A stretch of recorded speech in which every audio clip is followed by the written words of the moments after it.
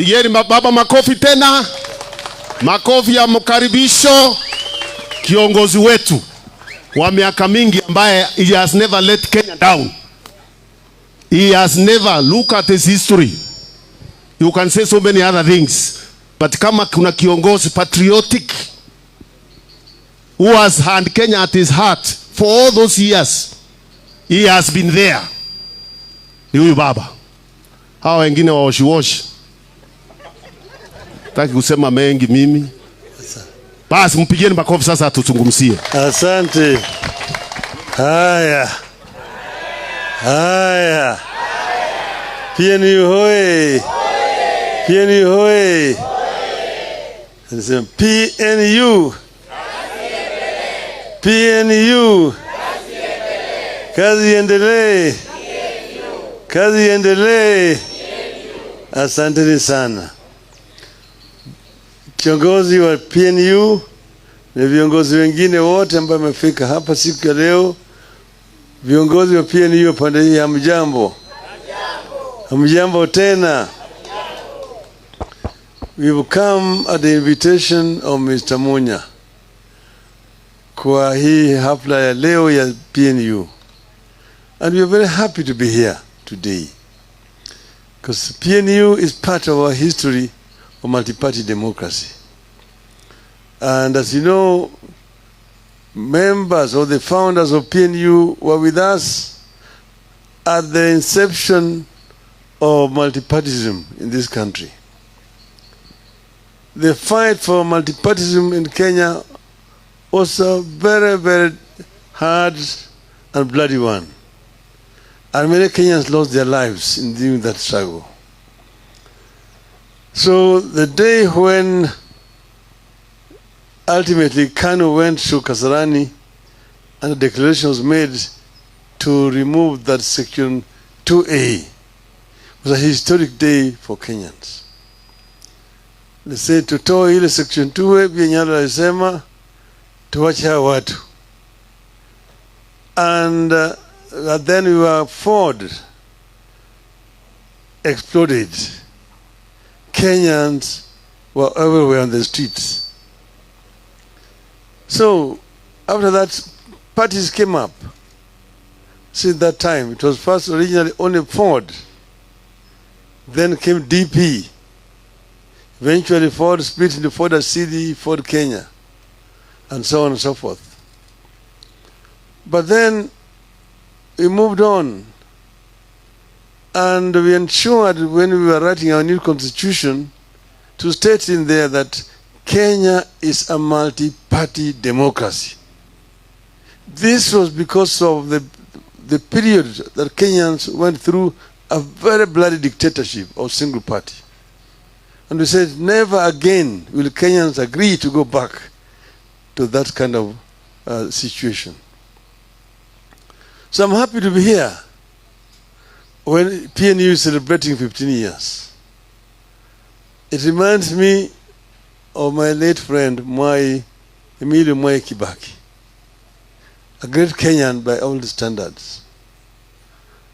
Mwai Kibaki was a very simple person. You talk to Kibaki and a man of very few words. He did not speak many things. And after you say something which he does not agree with, just say, huyo ni mjinga. Yamesema ni mpumbavu huyo tu. Wachana na yeye. So, past Kibaki was in DP, when Ford, eventually Ford Kenya, and so on. But ultimately, we decided to come together. We decided to come together because of historical reasons. When Moi was trying to impose leadership in the country, we said no to Moi. And we met, and it took us a long time to come together. Ultimately, we agreed we were going to come together. But the problem was who was going to lead this coalition. Everybody wanted We were 7 of us. We said ourselves we are going to Uhuru Park. And we want to go there and tell the Kenyans who is the leader.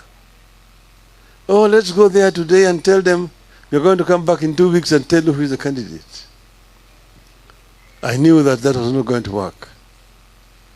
So when we went back, when we went to Uhuru Park, I had the last word as the leader of the LDP. And I mustered the courage to say, no, si mzee Kibaki anatosha. The whole field went wild. Kibaki tosha. Kibaki tosha. And that's what the people were waiting for. And after that, NAC came together and brought the people of Kenya together. And we then went to elections and we won the elections.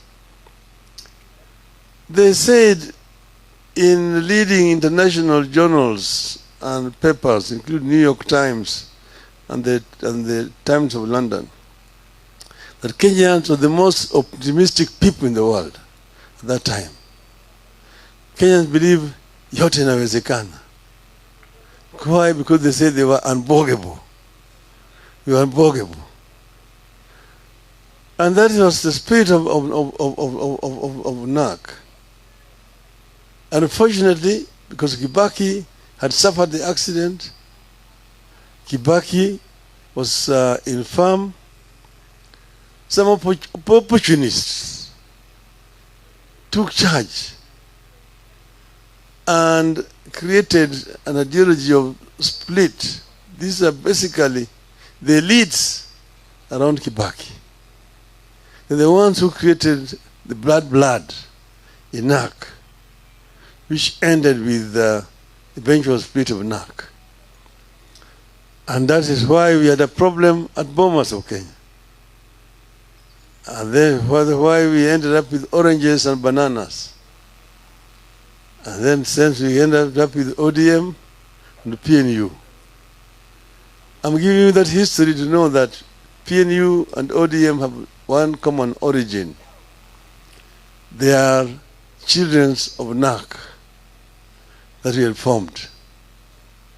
So I come to you here as a leader of a sister party, ODM, and PNU are sisters. Okay? And but there's nothing wrong with party splitting. It's a normal thing. Even if you go to Europe, you have these things. Even in the USA, it's the same thing. And parties profess different ideologies. But that is the need. That is the what you call the diversity of society that we need. Pluralism. If you go to the UK, you've got the Liberal Party. You have the Democratic, you have the Labour Party. You have the Conservative Party. The US, there are several political parties. You want to hear of the Republicans and the Democrats. But there are very many other political parties in the United States of America. So we have here in our place, we're going to form a coalition that we call Azimio. Azimio is a coalition of several political parties that have come together. And this is because of our current political history and situation. And Azimio is as strong as its constituent parties are strong. A house cannot be strong without strong pillars. Hiyo hema pale mko hapo haiwezi kusimama kama hakuna hizo mlingoti ambaye imeshika hizo pembe. So the stronger PNU, the stronger Jubilee, a stronger Wiper, a stronger NAC Kenya, and a stronger ODM, a stronger DAP equals to a stronger Azimio. And that's why you've seen ODM launch membership drive. And we started in Nyanza, we finished all the counties of Nyanza. We went to Western, we finished all the counties of Western. This last week we were in the coast. And we finished all the counties in the coast. We will be doing the Rift Valley. We will be doing Northeastern. We will come to Eastern and the mountain region as ODM. So we encourage PNU and all other constituent parties to do the same. This way, as PNU will become strong. If these constituent parties are strong, there are areas you call the strongholds of PNU. So when I go there, I don't talk about PNU. When I go there, I just encourage members there to be PNU. And I also say ODM is also available. Like this Saturday, I'm going to be in Meru. You're good with Monya. Yes, he's going to be there next week. When I go there, I'll send his greetings. He'll do the same wherever he is. Wherever I've been to, I've conveyed the greetings of all the leadership of Wazimu. This is where we are. But currently, this regime is failing because of poor advice. Because of poor advice. And I want to give them a free advice. You know, when we came to government, we found a government that was bankrupt. Kibaki himself was sick, but he could give us advice on what to do in his sick bed. But we were there, implemented what we agreed on as our policies. Look, for example, we had promised the people that we are going to implement a free primary education from day one. When we entered, we found a bankrupt economy. But Kibaki told us, because we had promised this to the people, we must implement it. We must implement it. He was in this sick bed when he was talking to me. And I went and told our people, we must implement free primary education this first term. It was January. And we started implementing free primary education from the first year that we went into government, because it was a promise. And immediately the enrollment shot up.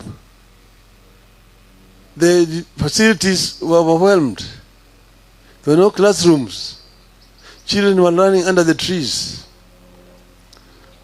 People enrolled up to 84-year-old, Mr. Marubi. But we said it will go on.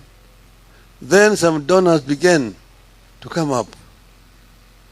USAID, DFID, so come to give us assistance to put up structures, classrooms, and so on and so forth. It was implemented, and eventually it became a true success. The issue of this housing problem that these people are struggling with is not a new thing. It is in our manifesto as Azimio. They didn't have it in their manifesto. They borrowed it, but they don't know how to implement it. Us, we knew how to implement it. You see, when I was at the beginning, I was a minister for roads, public works, and housing. Housing was in my docket. Roads was in my docket. Public works, all the public buildings were in my docket. First, I traveled all across the country. I went to all the districts at that time. The first 3 months. I was looking at the status of roads. I was looking at the status of public works and housing generally. I came back and wrote a paper which I presented to the cabinet. And I said that for this government to make an impact that people can see that there's a change in our country, I need more money in my docket. So I want each and every ministry to donate 5% of their budget to my ministry. Some members in the cabinet opposed me. Members supported me. And Kibaki supported me. So my ministry was given more money for this program. And that is how we began to, because most of the roads in the country were dilapidated. Those have been tarmacked. And we had only 9,000 kilometers of tarmac roads. Of those 9,000 kilometers, 45% was in deplorable condition, requiring complete recarpeting. But I needed more money to build new roads. So I found when the cost of constructing roads was 55 million shillings per kilometer, a standard 5-meter gauge road. I sat with my engineers down, and we went to nuts and bolts. What is it that is required to tarmac 1 kilometer of a road? As an engineer, now I'm talking as an engineer. And we found out, eventually reduced the cost from 55 million shillings to 20 up to 25 million shillings per kilometer. Because that is where the money was getting lost. So you can be taxing people to do roads, but if you don't look at nuts and bolts, most of it is just going to go to people's private pockets. So we were able now, and we also widened the gauge, 6 meters instead of 5 meters, plus soldiers for cyclists and pedestrians. But it's still between 20 to 25 million shillings, from 55 million shillings. Then, in the issue of public works, there are so many public works which have been abandoned over the country. Provincial headquarters, district headquarters, hospitals, colleges, schools, and so on, which are built and left just hanging there. I went around. And I said, before we start new projects, we complete all these white elephant projects and put the money. And we completed all of them. All those which were, you see, you saw the Nyayo, how do you call it? Nyayo, the one on Thika Road. Nyayo, what? It was for vehicles up there. And then we had provincial headquarters in Kisumu, there was one in Mbale, in Vihiga, there was one in Chicago, there was all over the place, and hospitals. But the housing, affordable housing thing, was an issue. I went to Malaysia. I went to Singapore. I went to Korea and saw what they had done in what you call this affordable housing scheme thing. I came back here and revised the housing policy, how to roll out this housing program. And the day I presented it in Parliament, and it was approved in Parliament, because I found a very old housing policy which had been in place since 1966. The day it was approved, there was a cabinet reshuffle, and housing was removed from my docket. But I continue to push this affordable housing thing. The most successful example is found in South Korea, so done by General Park Chung-hee. And it is founded on basic fundamental human rights for the people. If you go there, we have put them in our constitution. It is also in the ODM manifesto. 1, the right to life. Every Kenyan has a right to life. Number 2, the right to food. Each and every Kenyan has a right to food. 3, right to shelter. Each and every Kenyan has a right to shelter. Nobody should sleep on the streets. 4, right to health. Every Kenyan has a right to health and Medicare.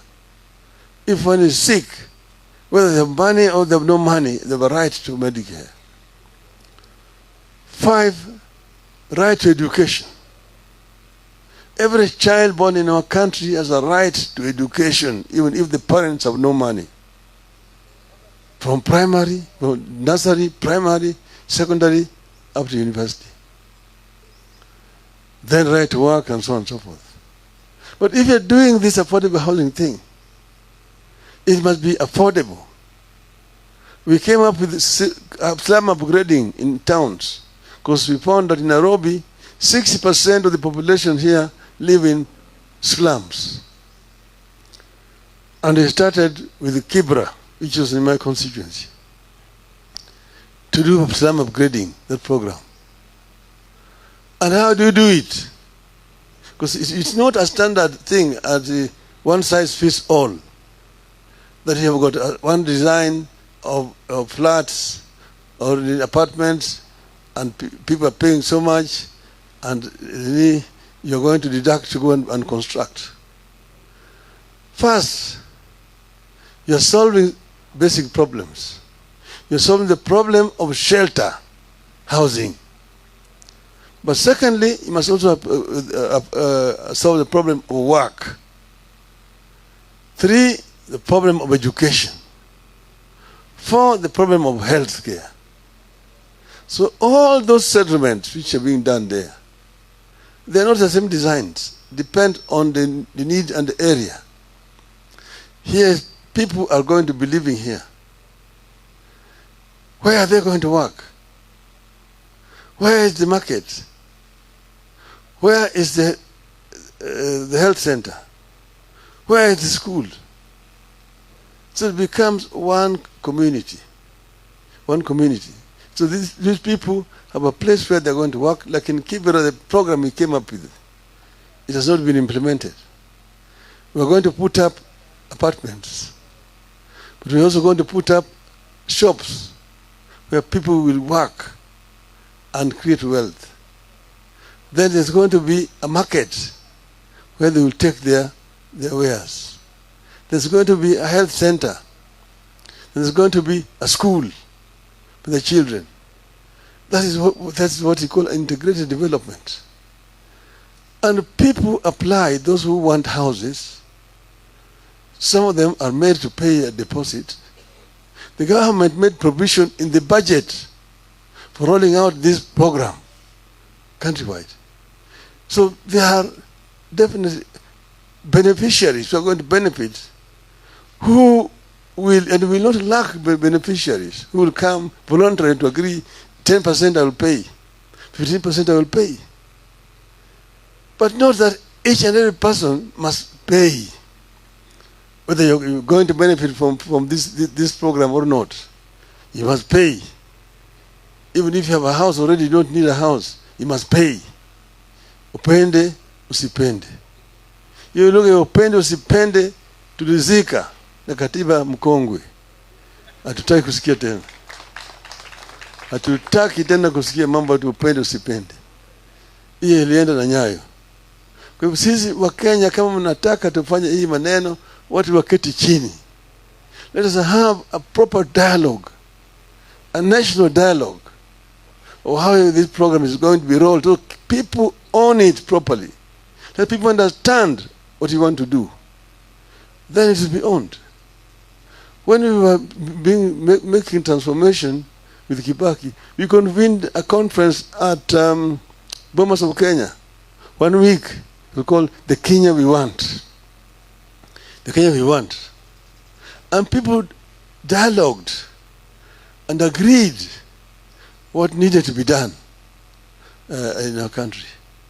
But then we also set up a think tank, which is called NESC, National Economic and Social Council, which was a think tank where people, experts from Malaysia, from Singapore, from Korea, from Britain, and we had also experts from within the country here. NESCO's meeting once every 3 months to come up with ideas. It's through NES that we came up with the Vision 2030. It's through NES that we came up with the idea of SGR, LabSet, this Konza city, ICT city in Konza,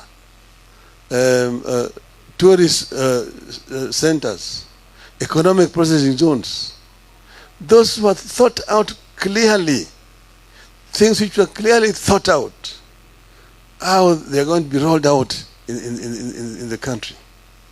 Think tank, I mean, NES was meeting every 3 months, co-chaired by Kibaki and myself. Most of the time, Kibaki will chair the first meeting, but I will chair all the other meetings. I chaired the last NESC meeting in February 2013. It has not been held up to today. So this is running around without any think tank, no thinking, just tutafanya hii, tumeandika katika manifesto yetu, but nobody is thinking. This regime is moving like a blind person in the highway. It is very unfortunate indeed. Azimio. Azimio. Azimio. Azimio. I don't want to bore you much longer. Thank you very much. Asanteni sana.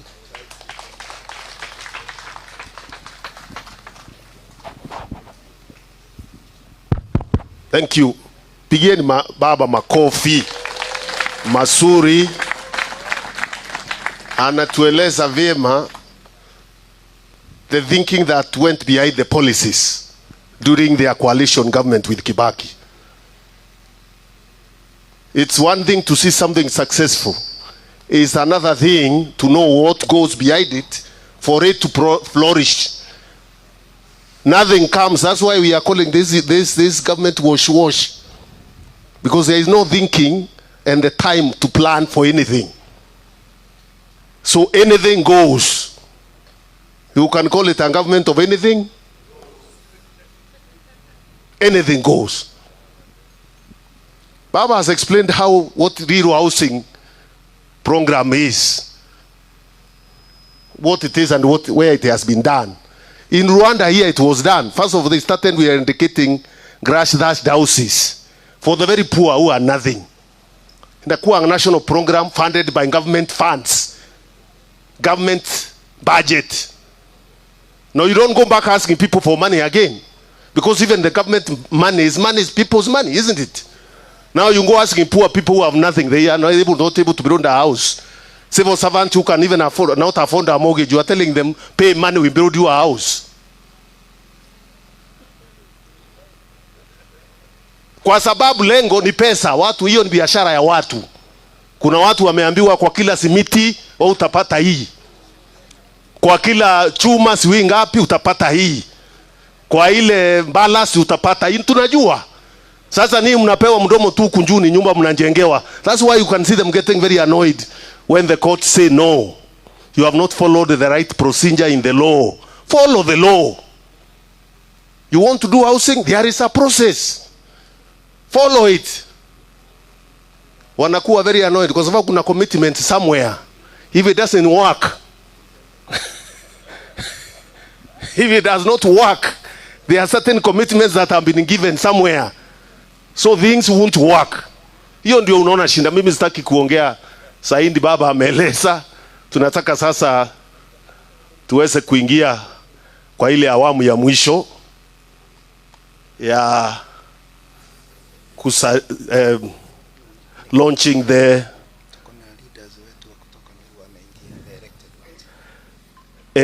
launching ya celebration na ile kukata keki. Lakini nilikuwa nataka tu nionyeshe viongozi wapya wale wameingia kwa chama yetu wajulikane tu. Bwana Chege yako wapi? Chege Majusi, is one of our youngest members. Nataka tu aweze kuonekana ni kiongozi wa vijana, hata sisi kuzungumza kwa sababu ya time. Seme tu salamu. Salamu tu. Ningetaka kuwasalimia. Mimi kwa majina ni Joseph Chege Majusi. Baba, nimekuwa kwa ofisi yako na vijana wangu na nikakwambia Azimio tukikaa pamoja huyu mtu hata kura milioni 1 hawezi pata. Thank you so much, na sitaki kuongea sana kwa sababu ya wakati. Bwana Kiruka kiongozi mwingine supavu pia anatujoin hapa leo. Salamu tu. I'm receive officially. Asanti sana Mheshimiwa Peter Munya. Mheshimiwa Baba, hii safari tumetoka mbali. And I believe hii wakati huyu Zakayo huyu lazima ashuke. Na tunasema vizuri, either ashuke ama tukate nini? Tukate nini? Na yako goroko. Thank you very much. Sasa kwa sababu ya muda, kuna viongozi wako hapo, ni kuwaonyesha tu, sio kuzungumza. Najua Meru tuko na SBA wengi na walikuwa na ceremony huko ndio hawakuweza kufika, lakini wawakilishi wako wandogo. Tawaonyesha tu, hakuna speeches tafadhali. Aya, MCAs wetu wanaweza simama and wave to the crowd tafadhali kama wako hapa. Wapi makofi yao? Asante sana. That is an integral part ya chama. Sasa tumefikia tamati. Na hakuwezi kuwa na birthday bila keki. Hakuwezi kuwa na birthday bila keki. Haya, wapi wimbo wetu tukileta keki?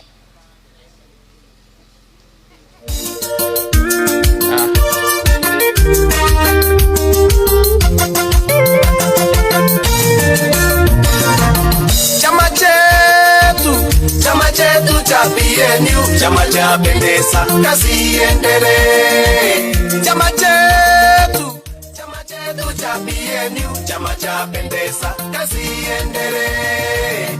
Chama chetu cha PNU, Nairobi, kazi Kenya iendelee.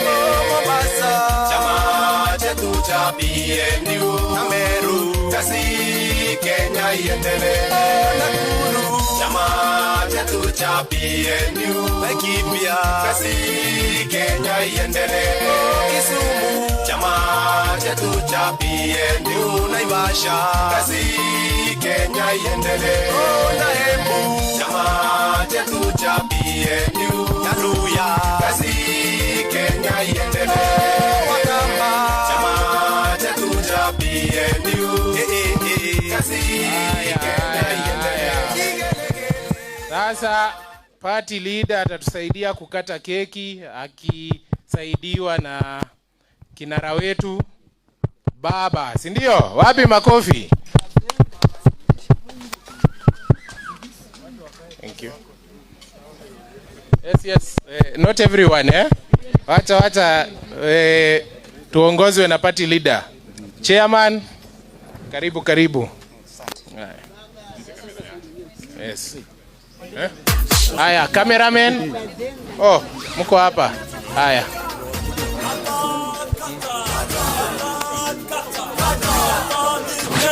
Haya, msifunike. Haya. Okay. Haya, cameraman ndio hawa. Haya. Asante.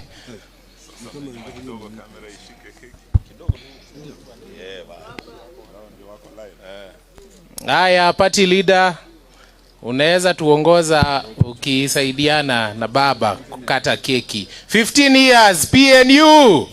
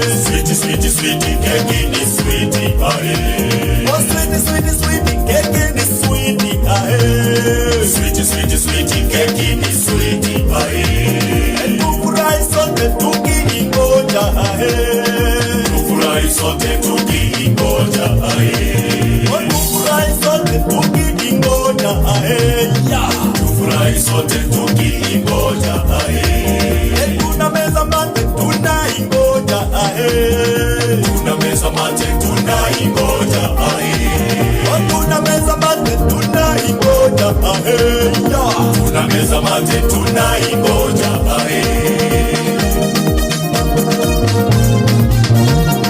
tamu tamu tamu keki ni tamu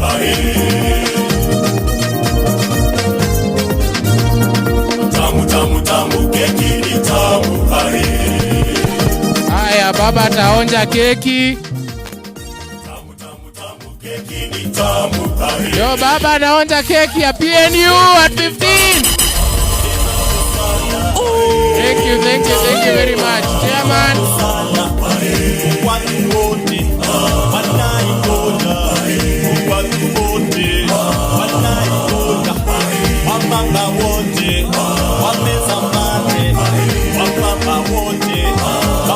Asante sana. Other leaders, seni muonje keki.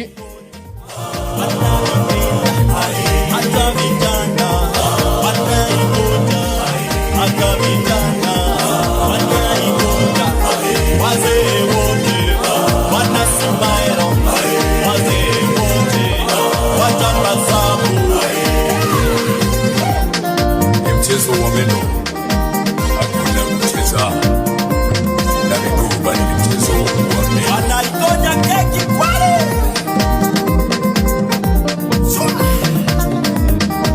Keki ni tamu kwale. Kaikate sote.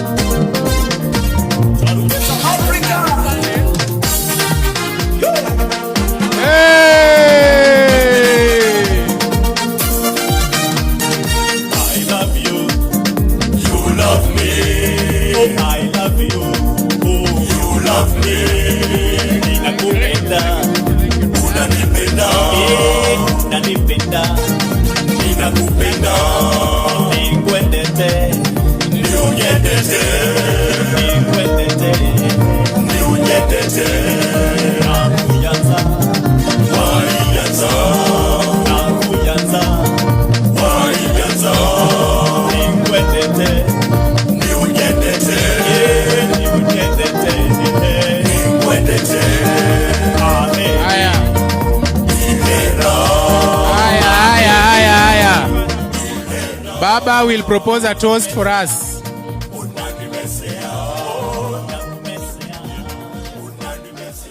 Hello. In honor of PNU's long life of 50 years, we want you to have many more years of life. For 15 years of PNU, cheers. Cheers. Cheers. Cheers. Cheers. Cheers. PNU hoye. Hoye. PNU hoye. Hoye. PNU hoye. Hoye.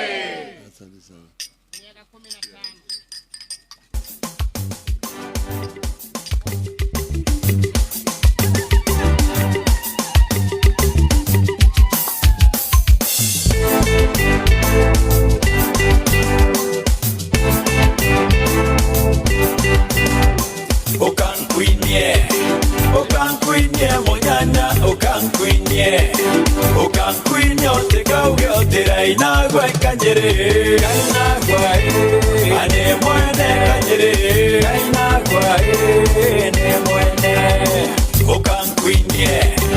Okankwinye